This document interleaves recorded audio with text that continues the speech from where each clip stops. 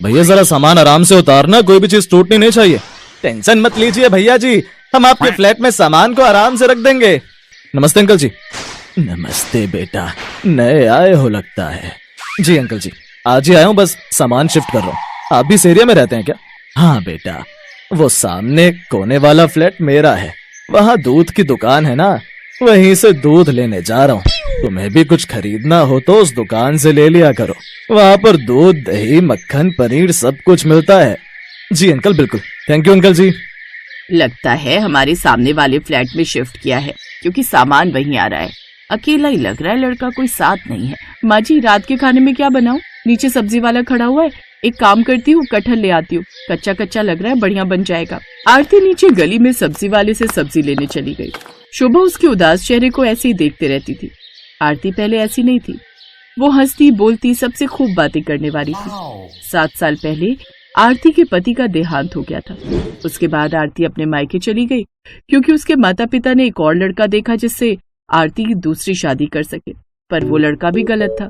इसलिए आरती ने उससे शादी करने के लिए मना कर दिया और उसके बाद फिर से आरती अपनी बूढ़ी सास के पास आ गई और तभी से आरती अपनी सास शोभा के साथ रह रही है। ओ सब्जी वाले भैया, कटहल कैसे दिया? आरती की आवाज सुनकर रोहित नाम के उस आदमी की नजर आरती पर गई जो नया नया फ्लैट में आया था। रोहित ने आरती को हाय किया। आरती ने बहुत धीरे से हाय का जवाब दिया। हाय। हाय भैया, आधा किलो कटहल दे दो। कटहल? ये तो मेरी भी फेवरेट सब्जी है। आरती ने कटहल लिया और चुपचाप ऊपर फ्लैट में आ गई। रोहित भी अपने फ्लैट में सामान सेट करने लगा। आरती की रसोई की खिड़की से रोहित की रसोई की खिड़की साफ दिखाई देती थी। आरती रसोई में कटहल की सब्जी बना रही थी। अचानक उसकी नजर रोहित की रसोई की खिड़की की तरफ गई। रोहित आटे के डिब्बे को रसोई की ऊपर वाली अलमारी में रख रहा था। अचानक डिब्बे का ढक्कन खुल गया और सारा आटा रोहित के मुंह से लेकर कपड़ों पर गिर गया। रोहित ऐसा लग रहा था मानो कोई आटे में भीगा हुआ भूत हो। ये देखकर आरती अपनी रसोई से जोर से हंसी, मानो पहली बार इतने सालों बाद आरती के चेहरे पर हंसी आई। का तभी शोभा आ गई। अरे बहू, हंसना क्यों बंद कर दिया? तुम हंसती हुई बहुत प्यारी लगती हो, ऐसे ही हंसती रहा करो। रोहित बेटा, आरती बता रही है कि तुम्हें कटहल की सब्जी बहुत पसंद है।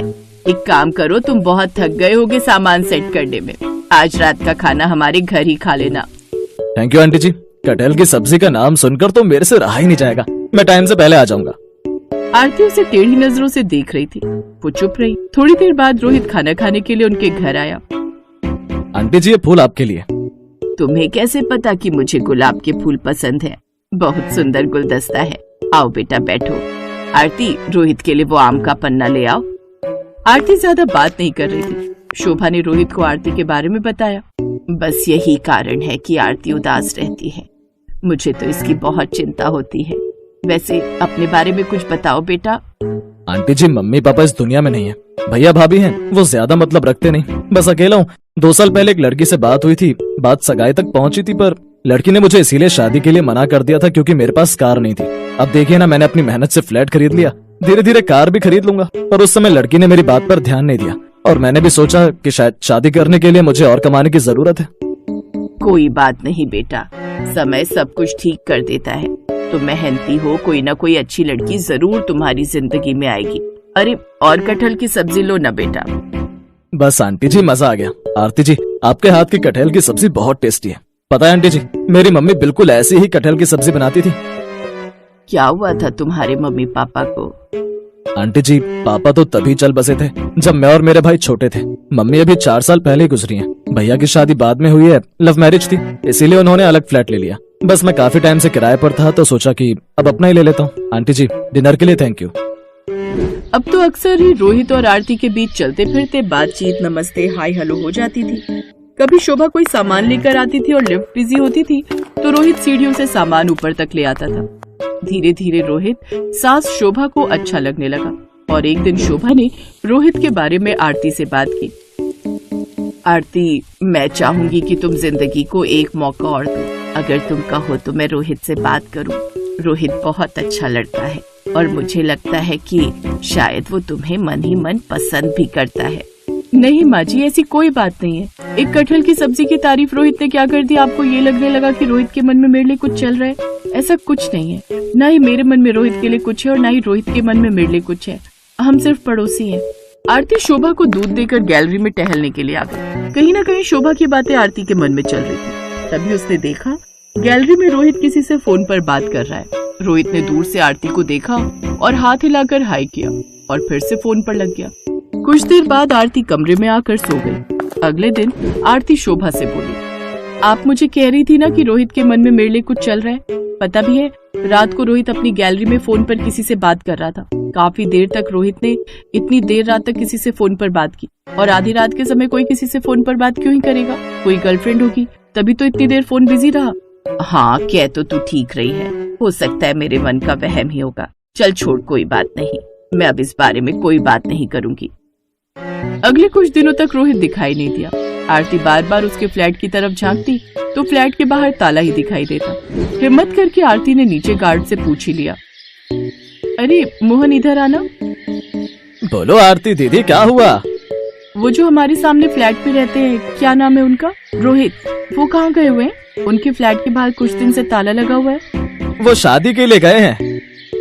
आरती ने गार्ड के मुंह से बस इतनी बात सुनी और उसकी आंखों में आंसू आ गए। शायद उसके मन के किसी कोने में रोहित के लिए हल्की सी जगह बनने लगी थी। पर एक बार फिर आरती का दिल टूटा। वो उदास हो गई। उसने रात को खाना भी नहीं खाया और चुपचाप सो गई। अगले दिन आरती को रोहित के फ्लैट से आवाज सुनाई थी, मानो कोई शोर मचा रहा हो। अरे आरती बेटा, देख तो जरा, रोहित किसी मुसीबत में दिखाई दे रहा है, तू जाकर मदद तो कर। रोहित कब आया? जी माँ जी। आरती ने रोहित का दरवाजा खटखटाया। दरवाजा खुला हुआ था। मैं दरवाजा नहीं खोल सकता, जिसको अंदर आना है अपने आप आ जाओ, दरवाजा खुला हुआ है। आरती को ये सब अटपटा लगा, पर वो रोहित के फ्लैट में घुस गई। रोहित किचन में था और उसके दोनों हाथ चिपके हुए थे। सामने आधा कटा बिखरा हुआ कटहल रखा था। ये क्या कर रहे हो आप? और आपके दोनों हाथ चिपक क्यों गए? अरे क्या बताऊं आरती जी, दोस्त की शादी में गया था गाँव, वहाँ उसने पेड़ का ताजा कटहल दे दिया। बोला कि मुझे पसंद है तो मैं लेता जाऊं। ले तो आया, पर कटहल काटना कितना मेहनत का काम है ये आज पता चल रहा है। मेरे तो दोनों हाथ ऐसे चिपक गए मानो इस पर गोंद लगा दिए। छुड़वाने में मेरी मदद कीजिए ना आरती जी, आप दूर से क्या देख रही हैं? घबराओ नहीं, सरसों का तेल कहाँ रखा है? वो सामने बोतल रखी हुई है। आरती ने सरसों का तेल रोहित के हाथों पर छिड़का। अब दोनों हाथों को छुड़ाने की कोशिश करो। नहीं छूट रहे आरती जी, दोनों हाथ चिपक गए, आप मदद कीजिए ना। आरती ने रोहित के दोनों हाथ छुड़ा दिए। थैंक गॉड, आपने कितनी बड़ी मुसीबत से मुझे बाहर निकाल दिया। वैसे आइडिया अच्छा है, कटहल काटने के लिए सरसों के तेल का इस्तेमाल कर लो, पर अब मैं क्या करूं, मेरे से तो ये सब हो ही नहीं रहा है। आप हटिए, सब्जी मैं बना दूंगी। आरती ने फटाफट से बढ़िया सी कटहल की सब्जी बनाकर तैयार कर दी। ऐसी सब्जी रोज खाने को मिल जाए तो कसम से मेरी तो लाइफ सेट हो जाएगी। अरे आप तो शादी कर रहे हो ना उससे, जिससे रात को फोन पर बातें करते थे, इसीलिए तो आप गए हुए थे।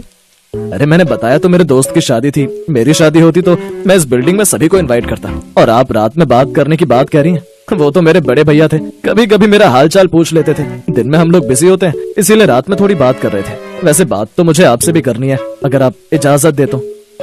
मेरे से बात करनी है, पर किस बारे में? अगर आप बुरा ना माने तो मुझे आपके हाथों की कटहल की सब्जी पूरी जिंदगी खानी है। रोहित की बात सुनकर आरती शर्मा गई। उसकी आंखों में खुशी के आंसू थे। शायद मन ही मन वो भी रोहित को प्यार करने लगी थी।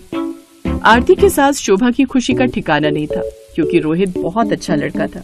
कुछ दिनों बाद पूरी बिल्डिंग के लोगों के सामने रोहित आरती के साथ सगाई करता है, और फिर कुछ दिनों बाद रोहित के किचन में बढ़िया सी कटहल की सब्जी बन रही थी, जो उसकी पत्नी आरती बना रही थी।